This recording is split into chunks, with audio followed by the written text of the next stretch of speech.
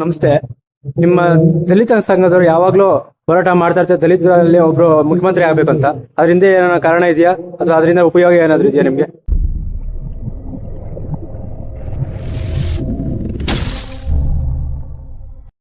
ಸ್ವಾತಂತ್ರ್ಯ ಸಿಕ್ಕು 75 ವರ್ಷಗಳು ಕಳೆದರೂ ಸಹ ನಮಗೆ ಸಮಾನತೆ ಅಂತಕ್ಕಂಥದ್ದೇ ಇಲ್ಲ.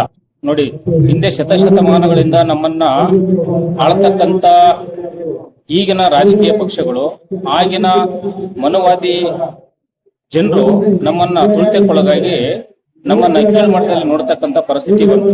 ಡಾಕ್ಟರ್ ಬಾಬಾ ಸಾಹೇಬ್ ಅಂಬೇಡ್ಕರ್ ಹೇಳಿದ್ದಾರೆ, ರಾಜಕೀಯ ಅಂತಕ್ಕಂಥದ್ದು ನಮ್ಮ ಕೈಯಲ್ಲಿ ಸಿಕ್ಕಾಗ ಮಾತ್ರ ಸಮಾನತೆ ಸಿಗುತ್ತೆ ನಮಗೆ. ಇಲ್ಲಂತಂದ್ರೆ ನಾವು ಹಿಂಗೆ ತುಳಿತಕ್ಕೆ ಒಳಗಾಗಿ ದಾಸ್ಯ ಪದ್ಧತಿಯಲ್ಲಿ ಬದುಕಬೇಕಾಗ್ತಕ್ಕಂಥ ಮಾತನ್ನ ಹೇಳಿದ್ದಾರೆ. ಈಗಿನ ರಾಜಕೀಯ ಪಕ್ಷಗಳು ಅದನ್ನೇ ಮಾಡ್ಕೊಂಡು ಬರ್ತಾ ಇದೆ. ಈಗ ನೋಡಿ, ಸಿಎಂ ಸ್ಥಾನ ಬದಲಾವಣೆ ಆಗ್ಬೇಕಂತಕ್ಕಂಥದ್ದು ಕೂಗು ಕೇಳಿ ಬರ್ತಾ ಇದೆ. ಈಗ ನಮಗೆ ಆರತಿ ಇದೆ ನಮ್ಮ ಸಮಾಜದಲ್ಲಿ, ದಲಿತ ಸಮಾಜದಲ್ಲಿ.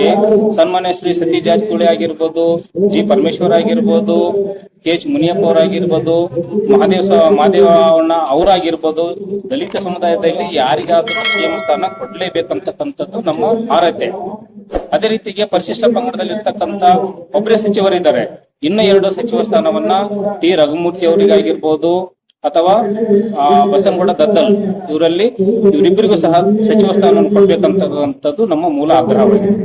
ಕಡಲೊಳಗಿನ ಮುತ್ತಿನಂತೆ, ಹೂವೊಳಗಿನ ಪರಿಮಳದಂತೆ, ಕಡಲೊಳಗಿನ ಮುತ್ತಿನಂತೆ, ಹೂವೊಳಗಿನ ಪರಿಮಳದಂತೆ, ನಿಮ್ಮೊಂದಿಗೆ ನಾವಿರುವ